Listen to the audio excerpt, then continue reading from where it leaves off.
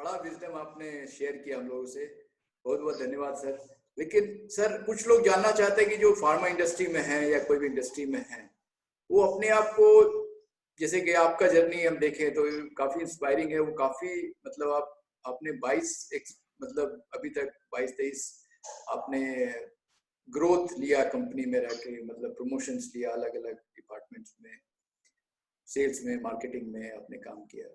तो लोग चाहते हैं कि वो ग्रो करें सर, 10x मतलब 10 गुना फास्ट ग्रो करें, तो वो कैसे पॉसिबल है सर? कुछ ऐसा कुछ वो ऐसा कुछ एक्वायर करे या ऐसा कुछ करे, परफॉर्मेंस दे, क्या वो करे कि ताकि, जैसे कि मान लीजिए फॉर एग्जांपल आपको किसी को प्रमोट करना है, तो आप किसको सबसे पहले रिकॉग्नाइज करेंगे, किसको आप सबसे पहले प्रमोट करना चाहेंगे, किस तरह के स्किल सेट वाले लोगों को या किस तरह के परफॉर्मेंस वाले लोगों को आप ग्रो करना चाहेंगे ज्यादा से ज्यादा?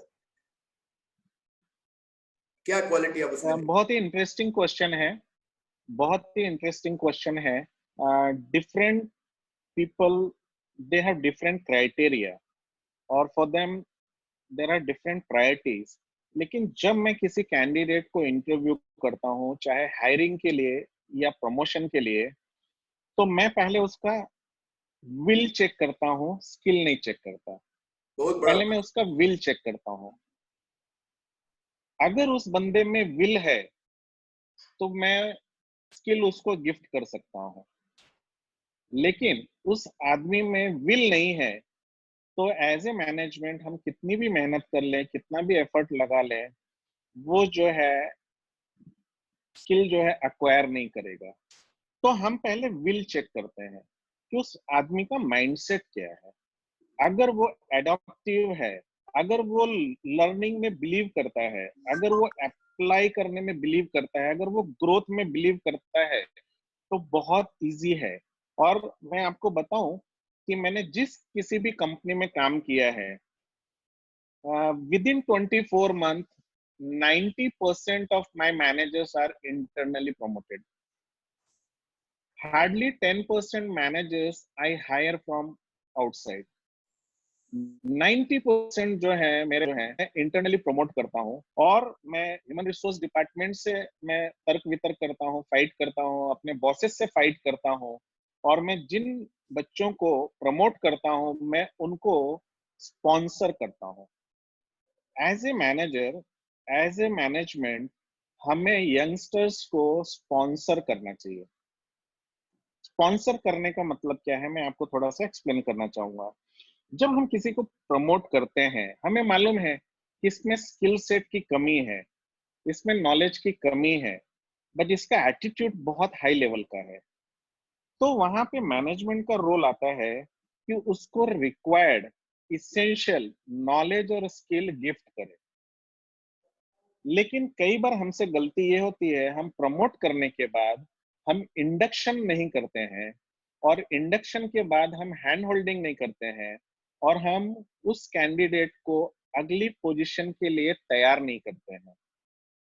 तो हमारे मैनेजमेंट से हमसे चूक कहाँ होती है कि हमने उसका विल आइडेंटिफाई करके प्रमोट किया, लेकिन उसको स्किल गिफ्ट करने में हम पीछे रह जाते हैं। इसलिए अगर आप देखिए, जिस बंदे में विल है उसका अचीवमेंट हमेशा अच्छा होगा, और जिस बंदे में विल नहीं है उसका अचीवमेंट जो है वो स्ट्रगलर वाला होगा। और अगर आप विल और स्किल की स्पेलिंग को ध्यान से देखें, तो विल से अगर आप डब्लू को हटा दें तो हमें इल मिलता है। जो आदमी बीमार है, जिसकी मानसिकता ठीक नहीं है, जिसका माइंडसेट ठीक नहीं है, उसको प्रमोट करना ना सिर्फ अपना कंपनी का मैनेजमेंट का नुकसान करना, बल्कि उस इंडिविजुअल का भी नुकसान करने जैसा होता है। और अगर विल प्लस स्किल का कॉम्बिनेशन आ जाए तो सोने पे सुहागा, तो वो सुपरस्टार, रॉक स्टार है। वैसे ही आप स्किल की अगर स्पेलिंग देखते हैं, किल में एस को आप निकाल दें तो किल बचता है। तो जो आदमी विल नहीं लेके चलेगा वो बीमार है, और जो स्किल नहीं डेवलप करेगा वो अपने आप को मारते जा रहा है। एक दिन वो ऑब्सोलीट हो जाएगा, आउटडेटेड हो जाएगा। जिस तरीके से हमारे सेलुलर फोन में, स्मार्टफोन में या हमारे लैपटॉप में सॉफ्टवेयर अपग्रेड होता है, वैसे ही हमें अपने स्किल अपग्रेड करना चाहिए, हमें अपने माइंडसेट को अपग्रेड करना चाहिए। तो जिन लोगों के विल अच्छे होते हैं और अगर उनको मैनेजमेंट स्किल गिफ्ट करता है, वो एसेट होता है। एम्प्लॉय, वो एम्प्लॉय जो है कंपनी के लिए सुपरस्टार होता है, रॉकस्टार होता है। कई बहुत लोगों के पास उल्टा है, स्किल बहुत है लेकिन विल नहीं है, हाईली टैलेंटेड है लेकिन वो विलिंगनेस नहीं है, काम करने का उसका विलिंगनेस नहीं है। तो उस टैलेंट का आप क्या करोगे? टैलेंट और knowledge when applied becomes wisdom.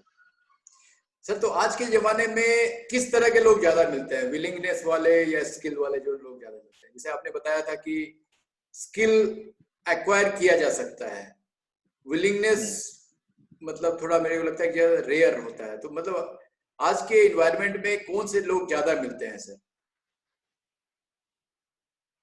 देखिए, जिस जिस बंदे का विल अच्छा नहीं है, ये उस इंडिविजुअल की प्रॉब्लम है। लेकिन जिस बंदे में नॉलेज और स्किल की कमी है, वो मैनेजमेंट की मैंने प्रॉब्लम है। बहुत बड़ा पॉइंट आपने बताया सर। विल डेवलप करना इंडिविजुअल की अकाउंटेबिलिटी है और स्किल डेवलप कराना मैनेजमेंट की अकाउंटेबिलिटी है। अकाउंटेबिलिटी का मतलब है आंसरेबिलिटी। विलिंगनेस क्रिएट करना, डेवलप करना, मैं अकाउंटेबल हूं, लेकिन स्किल मेरे अंदर आए, डेवलप हो, मेरे मैनेजमेंट की समस्या है, वो उनकी अकाउंटेबिलिटी है, दे आर आंसरेबल। तो आज के टाइम में स्किल मिलता है लेकिन विल नहीं मिलता है, क्योंकि बच्चे जब यंगस्टर जब कॉलेज में जाते हैं, यूनिवर्सिटी में जाते हैं, तो हाई एस्पिरेशंस होता है। और कॉलेज में जो है, यूनिवर्सिटीज में उनको बताया जाता है, कैंपस सिलेक्शन वगैरह सिखाया जाता है, वहां पे उन्हें बताया जाता है कि बड़े पैकेज में उनका सिलेक्शन होगा। लेकिन जब एक्चुअल सिलेक्शन होता है और जो पैकेज उन्हें ऑफर होता है, तो वो डिप्रेस हो जाते हैं, क्योंकि उनकी बहुत हाई एक्सपेक्टेशन होती है। तो पहले तो उस स्टूडेंट को ये समझना चाहिए कि कॉलेज या यूनिवर्सिटी में वो फी देता है सीखने के लिए, लेकिन जब वो एम्प्लॉय बन, तो उसको फी है सीख, तो वो फी वहाँ है। लेकिन जब हम स्टार्ट करते हैं करियर, तो हमें कंपनी हमें जो है पैसे देती है, सैलरी देती है उस काम को ठीक से करने के लिए, जहां हम सीखते हैं, इनिशियल करियर में हम सीखते हैं। इसलिए हमेशा मैं बोलता हूँ, when we start our career, what we earn is not important, what we learn is more important. तो start of the career, learning is more important rather than earning. Important बात कहा सर आपने, क्योंकि जितना आदमी लर्न करेगा उतना ज्यादा कंट्रीब्यूट कर सकता है, मतलब वो बहुत जी इम्पोर्टेंट हाँ, है। लेकिन एक एक कॉशन है यहाँ पे, only learning is not important, learning plus application is important. बहुत बड़ा चीज, apply applying knowledge is important. बहुत इंपॉर्टेंट है सर। सर, एक चीज पूछना था आपसे कि जैसे कि लोग आपने बुक में बहुत अच्छा लिखा है, वो चैप्टर मेरा फेवरेट चैप्टर है, जिसमें आपने लिखा है आर्गुमेंट के बारे में। तो लोग जैसे लिखा है उसमें कि अगर आप किसी से आर्ग्यू करते हैं तो आप भले आर्गुमेंट में जीत जाएं, लेकिन आप एक्चुअली क्या होता है कि आप उसके नजर में मतलब नहीं, मतलब ये आगे नहीं आ पाते हैं। आर्गुमेंट में भले आप जीत जाएं, या सामने वाला अगर कस्टमर है, कस्टमर में आप आर्गुमेंट में जीत जाए, भले जीत जाए, लेकिन कस्टमर आपके हाथ से जाते रहता है। तो उसके बारे में थोड़ा बताना चाहेंगे सर? मतलब काफी इंपॉर्टेंट लगा मेरे जी हाँ, वेरी इंटरेस्टिंग। बेसिकली होता क्या है कि हमने एक प्रोवर्ब सुना है, when you win an argument you lose a customer, right? Ego जो है ना, वो तीन टाइप के होते हैं, child ego, adult ego, parent ego. Customer अक्सर जो है एडल्ट ईगो पे होता है, को। क्योंकि वो बायर है। और हमने हमेशा ये सुना, buyer is king, buyer is king, right? तो जब हम आर्गुमेंट करते हैं, तो हम we lose relationship, we lose relationship. और आर्गुमेंट में अक्सर आप देखिए कौन जीत रहा है उस पर ज्यादा ध्यान दिया जाता है, हाँ हाँ कौन सही है उस पर ज्यादा ध्यान दिया जाता है। आर्गुमेंट जब हम करते हैं तो who is right, we focus on who is right, we don't focus on what is right. जबकि हमें डिस्कशन करना चाहिए, आर्गुमेंट नहीं करना चाहिए, हमें डिस्कशन करना चाहिए, हमें डिबेट करना चाहिए। और जब हम डिस्कशन करते हैं तो हम क्यूरियस होते हैं, हम उस वक्त हमें चीफ लिसनिंग ऑफिसर बनना चाहिए। जब आप मेरे से क्वेश्चन पूछ रहे हैं तो मैं बहुत अटेंटिव होके मैं आपके क्वेश्चंस को ध्यान से सुन रहा हूँ। And that is why majority of people they hear, they don't listen. There is a difference between hearing and listening.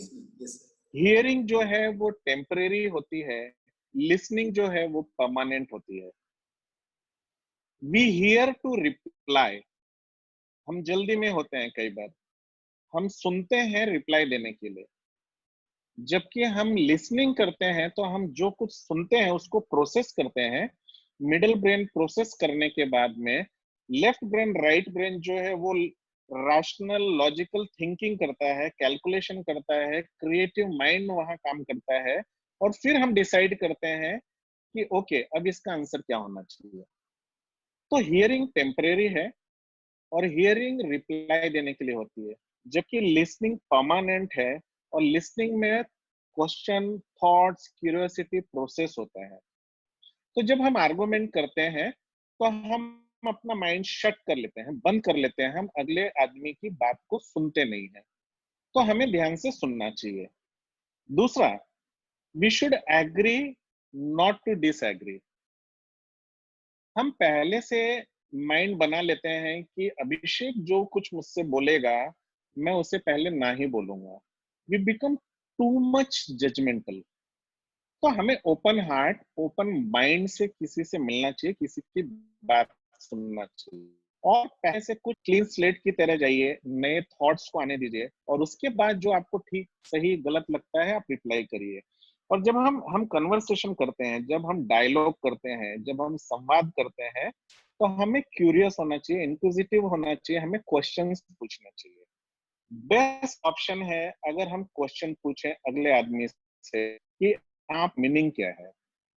एक और कॉन्सेप्ट है कि जब हम डिबेट करते हैं, डिस्कशन करते हैं तो हमें बायर बनना चाहिए, सेलर नहीं। बायर का मतलब ये है, जैसे मैंने पहले कहा कि बायर इज किंग, तो मुझे बायर बनना चाहिए। मुझे अभिषेक से पूछना चाहिए कि आपने ये 3 सेंटेंस बोला है, ये 3 सेंटेंस आपने किस हिसाब से बोला है मुझे बताइए। तो मैं बायर हूँ, आप मुझे अब अपने कॉन्सेप्ट, अपने आइडिया, अपने लॉजिक को आप मुझे अब सेल कर रहे हो और मैं बाय कर रहा हूँ। बट रियल लाइफ में हम उल्टा करते हैं, हम सेलर बन जाते हैं। मैं भी सेल कर रहा हूँ, आप भी सेल कर रहे हैं। जब दो लोग डायलॉग कर रहे हैं और दोनों सेलिंग प्रोसेस में बिजी हैं तो डिसीजन मेकिंग नहीं होगा। फिर वो हीटेड डिस्कशन हो जाता है और एक दूसरे पे चिल्लाना शुरू कर देता है। तो पहली बात, हमें जो है लिसनिंग करना चाहिए, हमें चीफ लिसनिंग ऑफिसर बनना चाहिए। दूसरा, हमें बायर बनना चाहिए। तीसरा, हमें क्यूरियस होना चाहिए। चौथा, हमें ज्यादा से ज्यादा अगले आदमी को मौका देना चाहिए बोलने का। जितना ज्यादा अगला आदमी बोलेगा उतना इंफॉर्मेशन वो हमसे शेयर करेगा।